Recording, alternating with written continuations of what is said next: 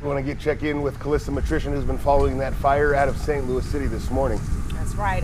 There are 3 warehouses on fire right now. Firefighters calling for more help to put those fires out. We are just staging here off of South 4th Street, but what you can see behind us is portions of this impressive fire continuing to play out just south of the riverfront. Even where we're joining you, I mean, it's clear to see that you've got these flames kind of just billowing through the top of the building, sparks still flying. Just to kind of put it into perspective of where we're at. So this is going to be just south of 64 between 55. So for those who are crossing the Poplar Street Bridge in from Illinois, they're going to see large billows of smoke continuing to consume this fire.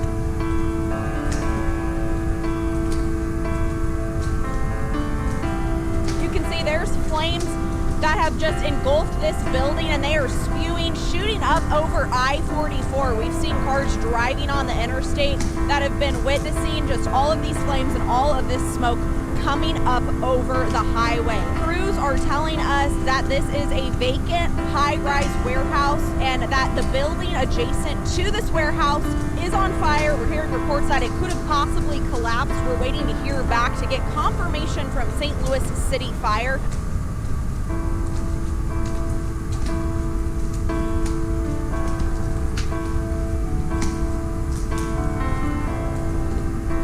Right now I'm joined live with the St. Louis City Fire Chief. So Chief, tell me about what is going on here. What do we know so far? Right, St. Louis Fire Department on the scene. We're a second seater around the Chouteau landing area, if you will. We got this call about 3 o'clock in the morning for a heavy fire in a factory complex. It went to a third alarm within minutes, and right now we're at a general alarm. We've made a recall of other fire department shifts throughout the city. It's about a 2-square block old factory complex, the Crunden Martin system. It's 100 years old. We've had a fire in here before. We had full involvement, so we had about 4 buildings that were fully involved when we showed up. Right now the fire's been called under control. We've had quite a few collapses of the old building. No injuries whatsoever. We did move quite a few of the unhoused that were in and around the buildings. We're going to be here a while. This is probably going to be a 2 or 3 day event. We're going to be on scene for a while. We're going to be here a couple days.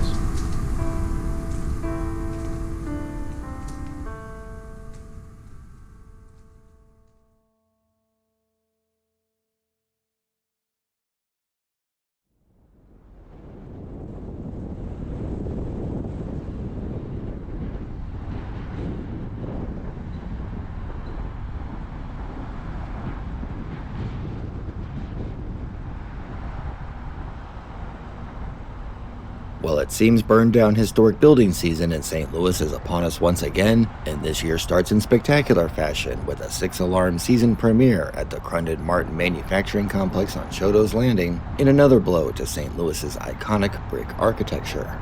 I've taken to documenting this area in recent years, especially as the latest round of redevelopment talks surfaced in the news, potentially poised to radically change the former industrial blight spot into a lucrative mixed-use gentrification with a $1.8 billion price tag, the exact sort that more often than not turns out to be some kind of real estate vaporware. As of Thanksgiving Day 2025, there was very little sign of change since mid-2022 when the project called Gateway South was announced, other than trash remediation efforts and the installation of some temporary-style chain-link fences, and since the subject seems to have dropped off the radar. So it was interesting when they seemed to come out of the woodwork with a statement to the effect that the fire event would merely alter and not deter their development plans for the area.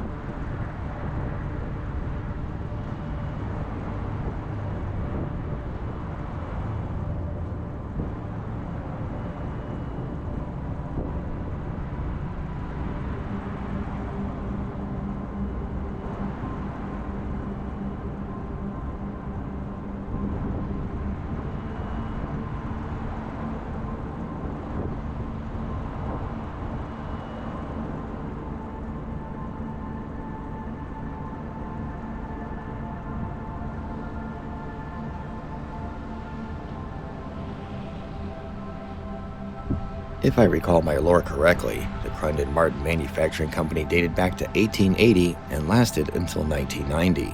The CMMC complex consisted of 7 buildings, built from 1905 through 1921. The isolated building connected by the 4-story bridge was number 5, built in 1912 and burned out in 2011.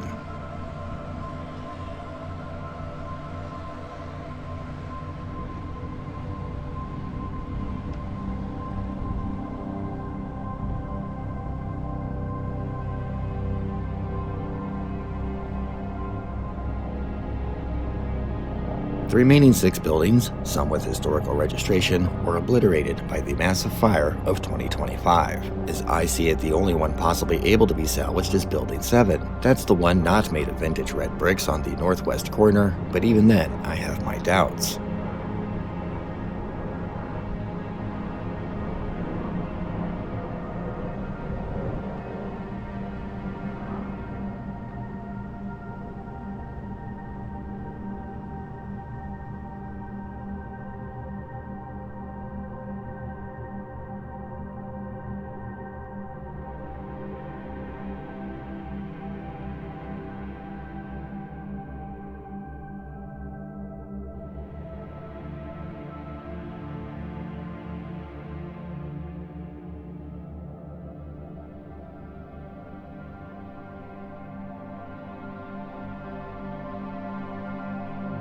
Fortunately, the super historically precious St. Mary of Victory's Church survives again, and while this fire was much bigger than 2011, it wasn't as close to joining the death toll this time.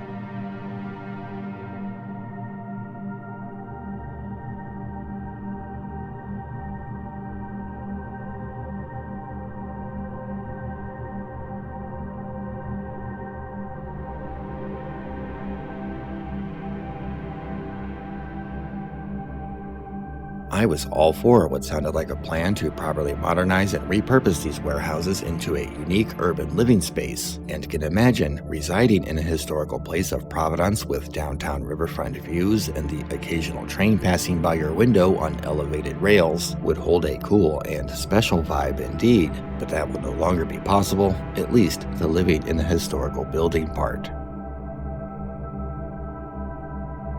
As rough and old as these buildings were even before Crunden folded 35 years ago, they were leased out to at least one tenant or another with proper locks and security all the way through at least 2022, after which the apparent lack of recently has again led to the inevitable same old song, resulting in probably the most cost-effective solution for under-maintained, historically registered structures full of asbestos. Thank you for watching.